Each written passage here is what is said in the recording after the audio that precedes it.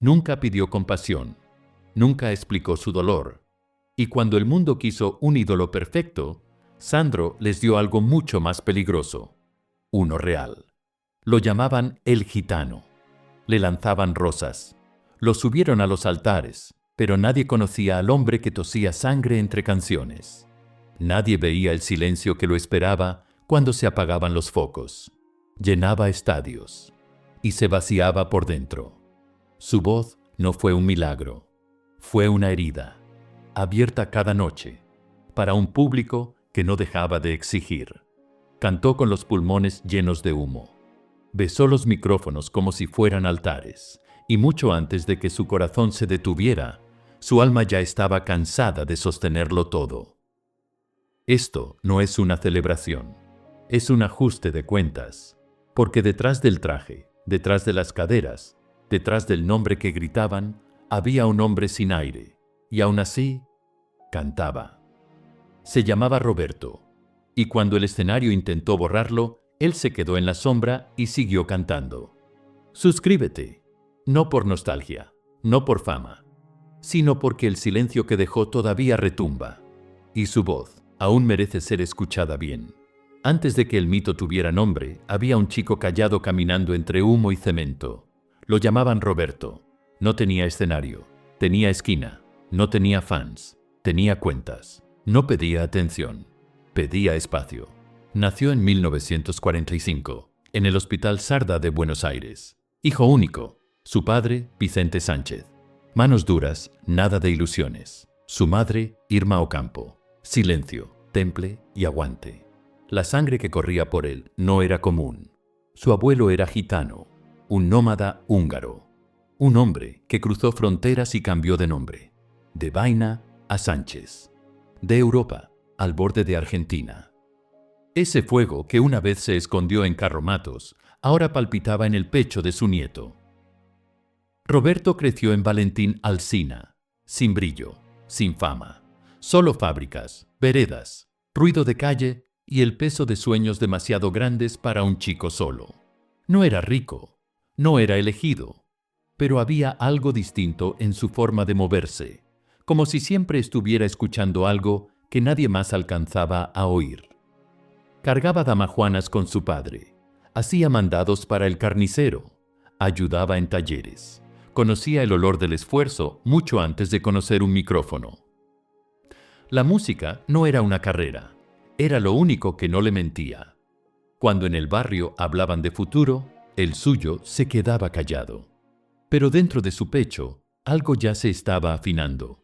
Todavía no lo sabía, pero estaba por agarrar una guitarra. Y el mundo estaba por perder el silencio. No encontró la música, encontró un espejo. Y en ese espejo vio a un hombre con fuego en la voz y peligro en la cintura. Ese hombre era Elvis. Y Roberto nunca volvió a mirar atrás. Todavía era adolescente. Seguía repartiendo vino. Seguía ganando monedas a pulmón. Pero cuando escuchó a Presley, fue como romperse las cadenas del pecho. Estudió cada movimiento, cada mueca, cada respiración entrecortada. Y luego hizo lo que nadie en Valentín Alsina se atrevía. Se volvió eléctrico. Compró una guitarra a crédito. Aprendió los acordes a pura mano. Practicó hasta abrirse la piel. No quería copiar a Elvis. Quería ser algo que aún no existía. Junto a un amigo, Enrique Irigoitía, empezó a cantar en la calle. Serenatas en los suburbios, boleros susurrados bajo balcones. No tenían fans, tenían vecinos. Pero ya estaban haciendo temblar las paredes. Entonces llegaron los de Fuego, un grupo nacido del sudor, la rebeldía y el hambre. Roberto en la guitarra, Héctor Centurión en la voz. Hasta que Centurión perdió la voz. Y Roberto tomó el micrófono. Desde el primer momento que abrió la boca, todo cambió. No era solo un show, era una erupción. Las caderas, el descaro, el gruñido en la voz. Ya no era Elvis, era Sandro. Y Argentina no estaba lista. Primero vinieron los gritos, después los titulares, y luego la guerra. Sandro se había convertido en una fuerza, crudo, rebelde, sexual. No solo movía las caderas, movía los cimientos de la decencia argentina. Los canales de televisión temblaban. Los sensores rugían. Las madres escondían el control remoto. Los curas advertían desde el púlpito. Pero nada de eso importaba, porque las hijas ya estaban gritando su nombre. Encendía fósforos en el escenario. Lanzaba rosas al público. Sudaba camisas de seda. No actuaba. Se desangraba por ellas. Y la represión no tardó en llegar. Lo llamaron vulgar. Una mala copia de Elvis. Se burlaban de su voz, de su postura, de su virilidad. Pero los números contaban otra historia. Cada show agotado. Cada club de fans duplicado. Cada vez que pisaba un estudio, dejaba a la nación sin aliento. Sandro no jugaba el juego. Lo estaba reescribiendo. Y con cada paso, entraba más profundo en el corazón del pueblo. Y más lejos del aplauso de los críticos. Querían silenciarlo, pero ya se había convertido en un sonido imposible de detener. Cantó para todas, pero no se entregó a ninguna. Ese fue siempre el misterio. Las mujeres se le tiraban encima. Cartas por miles, ropa interior por cientos, propuestas dobladas en perfume y locura. Era una fantasía nacional, un sueño demasiado peligroso para tocarlo. Ellas mismas se llamaron las nenas de Sandro. Algunas eran adolescentes, otras abuelas. Peleaban por la primera fila como si fuera religión. Se desmayaban en los teatros. Se tatuaban su nombre en el corazón. Algunas nunca se casaron. Algunas juraban que él les hablaba en sueños. Y él jugaba con eso. Seductor, intocable, siempre con 2 botones desabrochados, siempre al borde de la invitación. Pero después vinieron los rumores. Que era célibe, que tenía amantes en secreto, que estaba casado con el escenario, que prefería a los hombres, que murió virgen, que era santo en público y demonio en privado. Cada teoría se gritó más fuerte después de su muerte. Pero los que de verdad lo conocieron sabían que sufría, sabían que su cuerpo le fallaba, sabían que el amor, para Sandro, nunca fue actuación. Protegía su silencio como parte del show, porque lo era. Y ese silencio se volvió sagrado, un velo que nadie pudo levantar, ni siquiera su esposa, hasta el final. Empezó joven, un cigarro, luego otro. No era para verse bien, era para aguantar. El humo lo cubría, le daba filo, y le regaló una voz áspera que las mujeres amaron y los médicos temieron.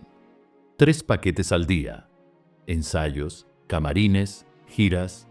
Encendía en silencio, dejaba que el humo hablara. En público era fuego. En privado, sus pulmones eran cristal. La tos se volvió rutina. Después llegó la sangre y el dolor empezó a seguirlo hasta la casa. Los médicos pusieron nombre. Epoch. El corazón le bajó el ritmo. El cuerpo le pasaba factura. Pero Sandro no mostraba debilidad. Escondía los tubos de oxígeno, escondía el miedo y protegía su leyenda desde el escenario. Aún así, seguía actuando. Inyecciones para el dolor, monitores pegados a la piel, respirando como animal herido entre canciones. Olga, su esposa, compartía la agonía. Veía cómo el hombre que incendiaba un país luchaba solo por respirar. Incluso cuando casi no quedaba nada, planeaba volver. Nuevas canciones, nuevos sueños, un regreso que nunca llegó. No supo decir adiós. Para Sandro, el final no era silencio. Era pelear por una nota más, aunque el mundo ya estuviera en silencio. Estaba rodeado de millones, pero no confiaba en casi nadie. Al final, fue una sola mujer la que se quedó a su lado. Ni fan, ni cantante, ni fantasma de sus años salvajes. Solo Olga. Olga Garaventa fue contratada para lo invisible, las tareas que nadie veía, los detalles que exigía la privacidad de un hombre legendario. Observó desde el fondo mientras los mitos iban y venían. Vio las líneas de dolor en su cara mucho antes que el público. Su amor no fue portada de revista. Nació en silencio, creció en el dolor, se construyó con llamadas nocturnas y palabras sinceras. Sandro, el rey del romance, no le escribió una canción. Le entregó su nombre real. Se casaron en 2007. Sin prensa, sin espectáculo, solo dos almas en una habitación tranquila. Para el mundo fue escandaloso. Para Sandro fue refugio. Pero los rumores no tardaron en llegar. Los fans murmuraban que era todo falso, que Olga buscaba la herencia, que Sandro se casó para tapar rumores sobre su sexualidad, que escondía verdades demasiado peligrosas para el escenario. Algunos decían que era prisionero en su propia casa, otros que tenía amantes secretos.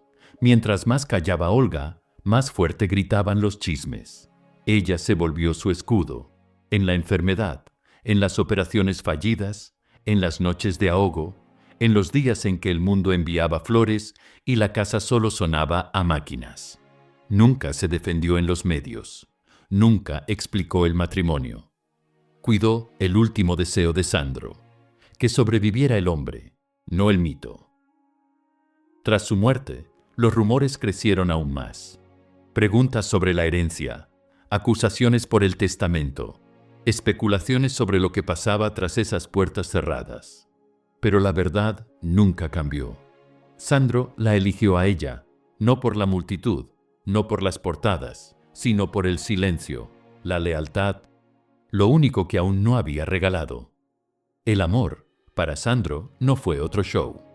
Fue lo único que se negó a vender. El cuerpo pedía tregua, pero la leyenda no sabía retirarse. Cada concierto era una guerra. Contra el dolor, contra la muerte, contra el miedo a ser olvidado. Los médicos le suplicaron que frenara. Su respiración era un hilo. El oxígeno ya era rutina. Las noches eran de fiebre y sudor. Pero cuando el telón subía, Sandro se transformaba. No mostraba la debilidad, solo mostraba fuego. Los fans, las nenas de Sandro, lo seguían hasta el final. Sabían que ya no era el mismo, pero nadie quería ver el adiós.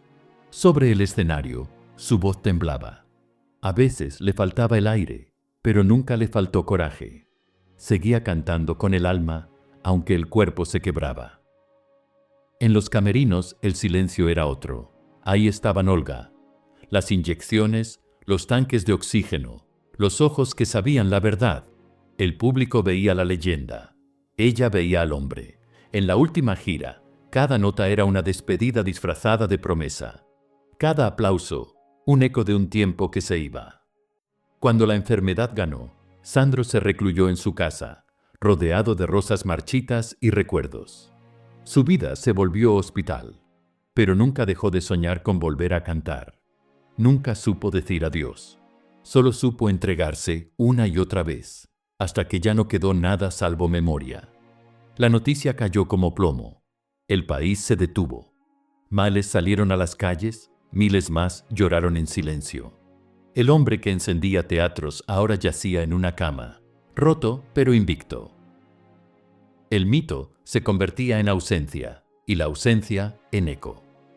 Olga estuvo a su lado hasta el final. Le sostuvo la mano. Le susurró palabras que solo ellos compartieron. Nadie escuchó la última nota, porque la última nota fue un suspiro. No hubo cámaras, no hubo show, solo una habitación callada, una respiración que se fue apagando y una vida que ya no podía luchar. El país guardó luto. Miles de rosas cubrieron el asfalto. Las nenas llenaron avenidas. Los periódicos se rindieron ante la verdad. Nadie pudo borrar a Sandro. El mito no era solo canciones, era fuego, resistencia, la prueba de que un chico del barrio puede reescribir el destino a pura voz. Murió Sandro, pero Roberto siguió vivo en cada corazón que aprendió que el dolor no es el final, sino la verdadera señal de que valió la pena existir. El silencio final no fue olvido, fue memoria, fue legado, fue un país entero diciendo, aunque él ya no pudiera escuchar: gracias.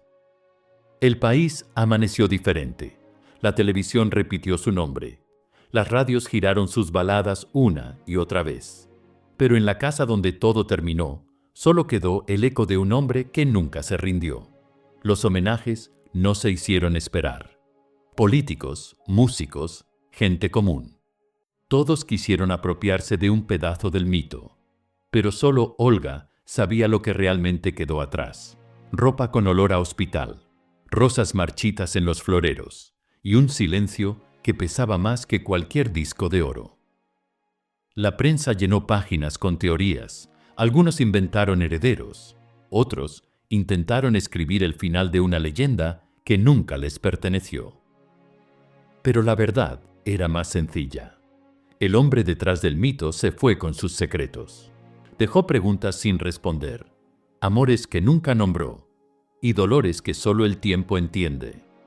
Las nenas de Sandro no olvidaron. Años después, siguen llevando rosas a su tumba, siguen cantando Rosa, Rosa, como si él pudiera escucharlas. Sandro murió.